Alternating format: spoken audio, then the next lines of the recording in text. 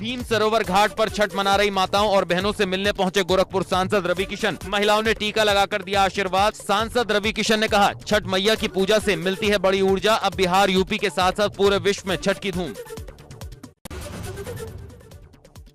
गोरखपुर के राजघाट और गोरक्षनाथ और रामघाट पर लाखों की संख्या में जुटी व्रती महिलाओं ने परिवार के साथ की पूजा अर्चना। अस्ताचलगामी सूर्य को व्रती महिलाओं ने अर्घ देकर पुत्र, पति और परिवार की खुशहाली की कामना की। सांसद रवि किशन ने भी डाला उठाकर सूर्य देवता को दिया अर्घ। गोरखपुर में भी दिखी छठ पर्व की छठा। भीम सरोवर और गोरखनाथ मंदिर पर श्रद्धालुओं की उमड़ी भीड़। व्रत कर रही महिलाओं ने डूबते सूर्य को अर्घ देकर की पूजा। गाजियाबाद में हिंडन घाट पर पहुंचे श्रद्धालुओं के ऊपर पुष्प वर्षा। केंद्रीय राज्य मंत्री वीके सिंह की बेटी मृणालिनी सिंह ने छठ मैया की पूजा अर्चना करने वाले श्रद्धालुओं पर हेलीकॉप्टर में सवार होकर आसमान से बरसाए फूल। गाजियाबाद में भी बड़ी मात्रा में श्रद्धालु हिंडन नदी पर पहुंचे। हिंडन घाट पर हजारों की संख्या में पहुंचे श्रद्धालुओं ने मनाया छठ पर्व। डूबते सूर्य को दिया अर्घ। घाट पर सीसीटीवी के साथ साथ एनडीआरएफ की टीम की भी प्रशासन ने की तैनाती। वाराणसी में भक्तों ने अस्ताचलगामी सूर्य को दिया अर्घ। 4 दिवसीय महापर्व के तीसरे दिन शाम को काशी के 84 घाटों पर दिखा आस्था का जमघट। सिर पर दौरा लिए भक्त गंगा घाट पर पहुंचे और अर्चना कर सूर्य को दिया अर्घ। गाजीपुर की सदर विधायक और सहकारिता राज्य मंत्री डॉक्टर संगीता बलवंत ने भी छठ का पर्व धूमधाम से मनाया। उन्होंने छठ व्रती महिलाओं के साथ महाराजगंज के धाना सागर पोखरी पर पूजा अर्चना कर डूबते हुए सूर्य को दिया अर्घ। मंत्री ने सभी व्रती महिलाओं के सूप पर नारियल भी चढ़ाया। चंदौली के मानसरोवर तालाब पर डूबते हुए सूर्य को अर्घ देने के लिए उमड़ा श्रद्धालुओं का सैलाब। घाट पर पहुंची व्रती महिलाओं में दिखा जबरदस्त उत्साह। कोरोना काल के चलते 2020 में घाट पर छठ करने का श्रद्धालुओं को नहीं मिला था मौका। इस बार लोग उत्साह और भक्ति में सराबोर दिखे। कार्तिक मास की पष्टी पर सूर्योपासना और आस्था का महापर्व छठ का सबसे अहम दिन। 4 दिन तक चलने वाले छठ पर्व के तीसरे दिन डूबते हुए सूर्य को अर्घ देने के लिए नदी के घाटों और तालाबों पर व्रती और श्रद्धालुओं का उमड़ा सैलाब। आजमगढ़ में गाजे बाजे के साथ घाटों पर पहुंची महिलाएं, विधि विधान के साथ दिया अर्घ। बहराइच में घाटों पर व्रती श्रद्धालुओं के लिए वेदी की पूजा की विशेष तैयारी। बहराइच में भी तकरीबन 60 जगहों पर सूर्य को अर्घ देने के लिए छठ माता की बनाई गई प्रतिमाएं, बच्चों के खेलने के लिए लगाए गए झूले। गाजियाबाद में एडीजी राजीव सब्रवाल सभी घाटों पर पुलिस के साथ छठ पूजा के मद्देनजर सुरक्षा व्यवस्था की जांच करने पहुंचे। हिंडन छठ घाट का किया निरीक्षण, पुलिस के इंतजामों का लिया जायजा। हरिद्वार के गंगा घाटों पर छठ मनाने के लिए उमड़ी श्रद्धालुओं की भारी भीड़। डूबते हुए सूर्य को अर्घ देने के लिए देर शाम तक श्रद्धालु गंगा घाटों पर जुटे। संतान प्राप्ति और पति की लंबी आयु के साथ परिवार में सुख शांति की कामना लेकर हर की पौड़ी पर पहुंचे श्रद्धालु।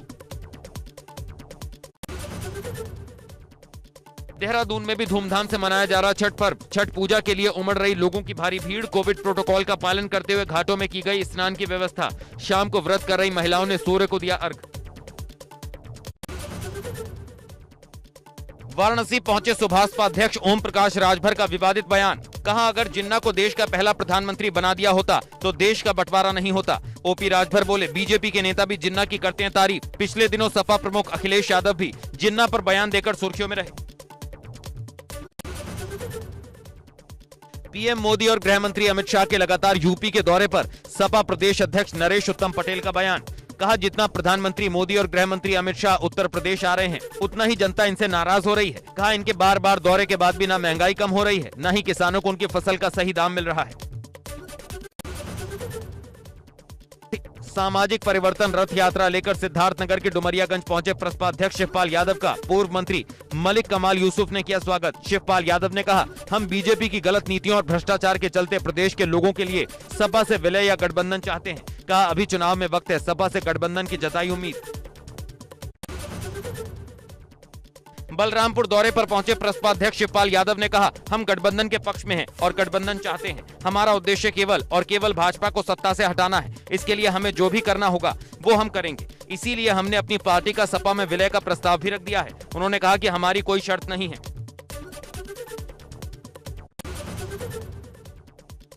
महंगाई के खिलाफ यूपी में मोर्चा निकालेगी कांग्रेस। कार्यकर्ता करेंगे 32,240 किलोमीटर की पदयात्रा। 403 विधानसभाओं में भाजपा हटाओ महंगाई भगाओ का देंगे नारा। बरेली पहुंचे कैबिनेट मंत्री जितिन प्रसाद ने प्रियंका गांधी पर साधा निशाना। सीएम योगी की तारीफ करते हुए कहा, प्रदेश में 2022 में भाजपा की प्रचंड बहुमत की बनेगी सरकार। श्री कृष्ण नगरी मथुरा पहुंचे सीएम योगी आदित्यनाथ। वृंदावन में संतों के साथ किया भोजन। ब्रजरज उत्सव और हुनर हाट का सीएम योगी ने किया उद्घाटन। श्री कृष्ण जन्मभूमि के सीएम योगी ने किए दर्शन। कानपुर में बढ़ते जीका वायरस के प्रकोप को रोकने के लिए मुख्यमंत्री योगी आदित्यनाथ ने जिला प्रशासन के साथ किया मंथन। अधिकारियों से ली रिपोर्ट। बैठक के बाद सीएम योगी जीका संक्रमण से प्रभावित इलाकों में गए। पीड़ितों के परिजनों से की मुलाकात। लोगों से बात कर उनकी समस्याएं भी जानी। इसके साथ ही मुख्यमंत्री ने जीका नियंत्रण केंद्र का किया निरीक्षण। वायरस की रोकथाम के लिए देखी तैयारियां। सीएम बोले, मरीज को मिलना चाहिए समय पर इलाज। सीएम ने कहा, होम आइसोलेशन में रहने वाले लोगों के लिए मच्छरदानी, अलग रूम और साफ सफाई जरूरी। मेडिकल किट भी करा रहे हैं मुहैया।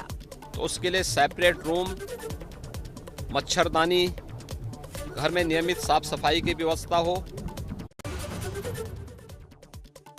मुख्यमंत्री ने कहा, सभी संस्थाएं कर रही हैं अपना काम। जल्द ही हर शख्स जीका से होगा स्वस्थ। स्थिति को पैनिक बनाने की जरूरत नहीं। पूरी तरीके से जो है हर व्यक्ति स्वस्थ होकर के आएगा और ये जो डेंगू का जीका वायरस है इसको पूरी तरह कानपुर के अंदर भी नियंत्रित किया जाएगा और स्थिति को पैनिक बनाने की आवश्यकता नहीं। सीएम योगी आदित्यनाथ की कानपुर वासियों को बड़ी सौगात। कानपुर मेट्रो के ट्रायल रन का बटन दबाकर किया उद्घाटन। 31 दिसंबर से कानपुर के लोग कर सकेंगे मेट्रो का सफर। मुख्यमंत्री योगी आदित्यनाथ ने की कानपुर मेट्रो की सवारी। सीएम के साथ मेट्रो में औद्योगिक विकास मंत्री सतीश महाना भी रहे मौजूद। ट्रायल रन से पहले कानपुर मेट्रो डिपो के मॉडल का सीएम योगी ने किया निरीक्षण। अधिकारियों से मेट्रो के बारे में बारीकी से ली जानकारी। कानपुर मेट्रो का काम तय समय सीमा से पहले पूरा करने के लिए सीएम योगी ने यूपी मेट्रो रेल कॉर्पोरेशन को दी बधाई। और उनकी पूरी टीम को समय से पहले इस ट्रायल रन के लिए हृदय से बधाई देता हूं। कानपुर वासियों को सीएम योगी ने मेट्रो रेल के लिए बधाई दी और कहा, कानपुर हुई अब मेट्रो सिटी। आज कानपुर वासियों को जो श्रद्धा प्राप्त हो रही है, मैं इसके लिए कानपुर के नागरिकों को अग्रिम बधाई देता हूं। मुख्यमंत्री योगी ने इस मौके पर कहा, मेट्रो के संचालन से कानपुर को न सिर्फ जाम से मुक्ति मिलेगी बल्कि प्रदूषण भी कम होगा। पॉल्यूशन कंट्रोल करने में काफी हद तक इससे मदद मिलेगी। इस दौरान मुख्यमंत्री ने विपक्षियों पर साधा निशाना। कहा, पिछली सरकारों के भ्रष्ट और लापरवाह रवैये की वजह से कानपुर मेट्रो देरी से शुरू हो पाई। भ्रष्ट रवैये के कारण पिछली सरकारें इसको प्राप्त करने में विफल रही। सपा विधायक अमिताभ वाजपेयी ने कानपुर मेट्रो के लिए सपा अध्यक्ष का जताया आभार। कार्यकर्ताओं के साथ हाथ में लिए पोस्टर। इसमें लिखा, कानपुर को मेट्रो देने के लिए धन्यवाद अखिलेश जी। विधानसभा चुनाव से पहले प्रियंका गांधी का एक और बड़ा दांव। आंगनबाड़ी और आशा बहनों का मानदेय 10,000 करने का किया वादा। कहा, कांग्रेस आशा बहनों के हक और सम्मान के प्रति प्रतिबद्ध। चित्रकूट में गैंगरेप मामले में एमपी एमएलए कोर्ट ने सुनाया फैसला। गायत्री प्रजापति, अशोक तिवारी और आशीष शुक्ला को गैंगरेप और पॉस्को एक्ट में पाया दोषी। 12 नवंबर को सजा का होगा ऐलान। यूपी में स्मार्ट मीटर लगाने पर लगी रोक हटाई गई। सभी स्मार्ट मीटर प्रीपेड मोड में ही लगाए जाएंगे। 4G तकनीक के जरिए स्मार्ट मीटर लगेंगे। 2020 में मीटर में आई गड़बड़ी के बाद मीटर पर लगी थी रोक। उत्तराखंड में विधानसभा चुनाव को लेकर भाजपा की तैयारी। पीएम और गृह मंत्री का देवभूमि दौरा हुआ फाइनल। अलग अलग जगहों पर जनसभा करेंगे पीएम और गृह मंत्री। भाजपा संगठन की ओर से जल्द दौरे की तारीखों का ऐलान।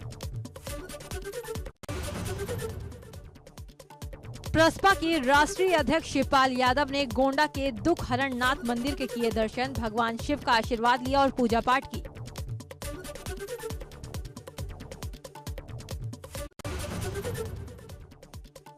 उत्तराखंड आएंगे भाजपा के राष्ट्रीय अध्यक्ष जेपी नड्डा। 15 नवंबर को उत्तराखंड दौरा लगभग तय। इस बार कुमाऊं पर जेपी नड्डा का पूरा फोकस। राज्य स्थापना दिवस के मौके पर हल्द्वानी पहुंचे मुख्यमंत्री पुष्कर सिंह धामी ने शहीदों को दी श्रद्धांजलि। राज्य आंदोलनकारियों और शहीदों के परिवारों को किया सम्मानित।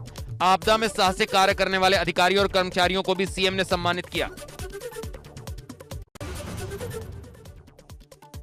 देहरादून में कांग्रेस का धरना। हल्द्वानी में रैली की इजाजत न मिलने पर जताई नाराजगी। गणेश गोदियाल की अगुवाई में मौन व्रत पर बैठे कांग्रेस कार्यकर्ता। कांग्रेस के धरने पर मदन कौशिक का बयान। कहा, मुख्य विपक्षी दल ने स्वीकार की अपनी हार। बोले, सियासी मैदान से बाहर हुआ मुख्य विपक्षी दल। आज उन्होंने जो धरना प्रदर्शन है तो इस बात का प्रतीक है कि वो हताश और निराश, और उन्होंने शायद इस चुनावी मैदान से अपने आप को ये मान लिया कि वो हट चुके हैं। 2022 चुनाव को लेकर भाजपा का महाअभियान। भाजपा नेता घर घर जाकर गिनवा रहे सरकार की उपलब्धियां। 1 हफ्ते तक चलेगा अभियान। लखनऊ में महिला से छेड़छाड़ के मामले में थाने में बवाल। छेड़छाड़ करने वाले को पुलिस ने भेजा जेल। मौके पर पहुंचे महिला के एडवोकेट भाई ने पुलिस से की हाथापाई। एसएसआई, एसआई और सिपाहियों से की धक्का मुक्की। थाने के अंदर वकील के बवाल का वीडियो हुआ वायरल। थाना शहादतगंज क्षेत्र का मामला। कन्नौज के पुलिस अधीक्षक कार्यालय से 100 मीटर की दूरी पर पुलिस कर्मियों के सामने दबंगों ने वकील को लाठी डंडों से पीटा। असहाय पुलिस कर्मियों के सामने दबंगों ने की मारपीट। वकील को किया लहूलुहान। पुलिस ने नहीं की कोई कार्रवाई। दहेज एक्ट के मुकदमे में बयान दर्ज कराने सीओ सिटी के यहां आया था वकील। हमीरपुर के मौधा इलाके में 2 पक्षों में जमकर हुई मारपीट। मामूली बात को लेकर आपस में भिड़े दोनों पक्ष देखते ही देखते चलने लगे लाठी डंडे। एक दूसरे पर लोगों ने खूब बरसाए लात घुसे। मारपीट का लाइव वीडियो सीसीटीवी में हुआ कैद। मारपीट में कई लोग घायल हुए, जिन्हें अस्पताल में भर्ती कराया गया। वहीं पुलिस ने दोनों पक्षों के खिलाफ मुकदमा दर्ज करते हुए कार्रवाई शुरू की। देश में पिछले 24 घंटों में कोरोना के 11,446 नए केस रिपोर्ट। 460 लोगों की मौत, 11,961 लोग रिकवर। एक्टिव मामलों की संख्या 264 दिन में सबसे कम। केरल से ही एक दिन में 6,409 मामले दर्ज। भारत में एक दिन में कोरोना के लिए 12,78,728 सैंपल टेस्ट हुए। अब तक 61,85,02,659 सैंपल टेस्ट किए जा चुके हैं। वहीं टोटल वैक्सीनेशन का आंकड़ा बढ़कर हुआ 109,63,59,208। शुरुआत से अब तक 3,43,88,579 लोग हो चुके संक्रमित। एक्टिव केस का आंकड़ा है 1,39,683। इसके अलावा 4,61,849 मरीज गंवा चुके जान। अब तक 3,37,87,047 लोग कोरोना से उबरे। भारत की कोरोना वैक्सीन सर्टिफिकेट को अब तक 96 देशों ने दी मान्यता। भारत सरकार दुनिया के बाकी हिस्सों के संपर्क में। केंद्रीय स्वास्थ्य मंत्री मनसुख मांडविया ने दी जानकारी।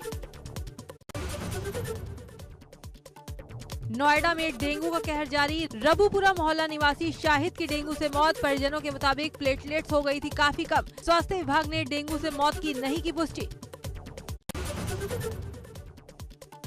श्रावस्ती में मल्हीपुर के इमलिया करणपुर में रामफेरन वर्मा के गन्ने की फसल में आग लगने से मचा हड़कंप। 8 बीघा गन्ना जलकर राख। खेतों के ऊपर से निकली हाई टेंशन लाइन में अचानक शॉर्ट सर्किट होने से लगी थी आग।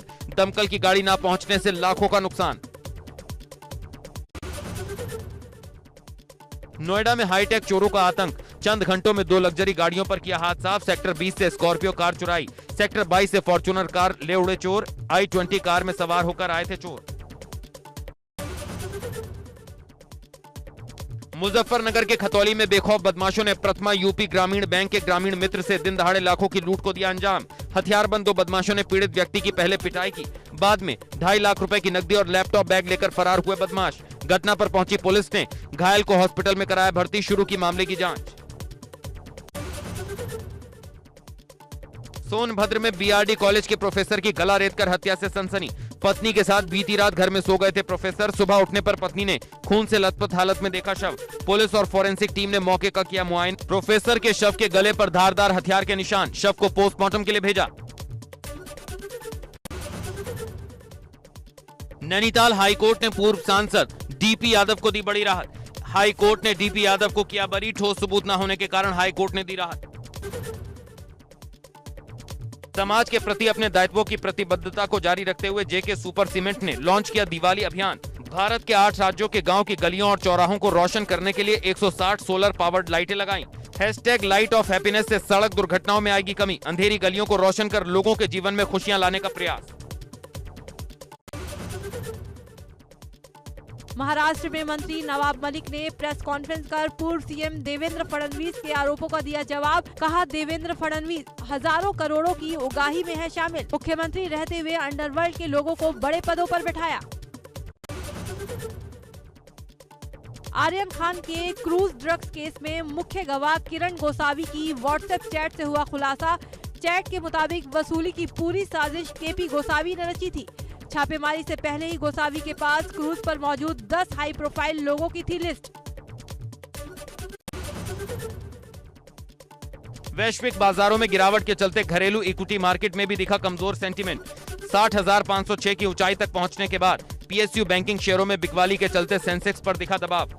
कारोबार के अंत में 80 अंक टूटकर 60,352 के स्तर पर बंद हुआ सेंसेक्स। वहीं 27 पॉइंट की गिरावट के साथ 18,017 के लेवल पर हुई निफ्टी की क्लोजिंग।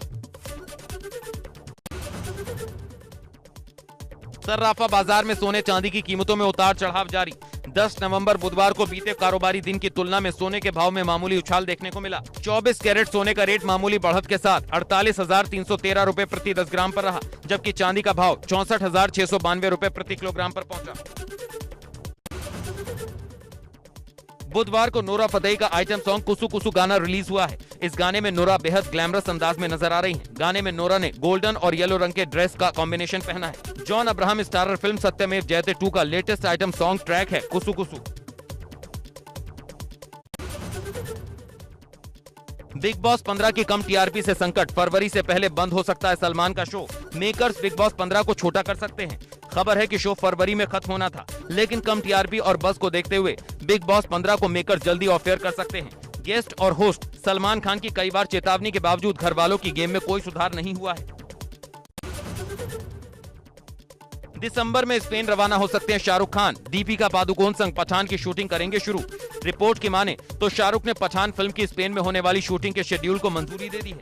अगर सब कुछ प्लान के मुताबिक होता है तो अगले महीने की शुरुआत में शूटिंग शुरू होने की उम्मीद है। बॉलीवुड के लव बर्ड्स राजकुमार राव और पत्रलेखा अपने रिश्ते को नए पड़ाव पर लेकर जा रहे हैं। खबरें हैं कि दोनों 13 नवंबर को शादी के बंधन में बंधने वाले हैं।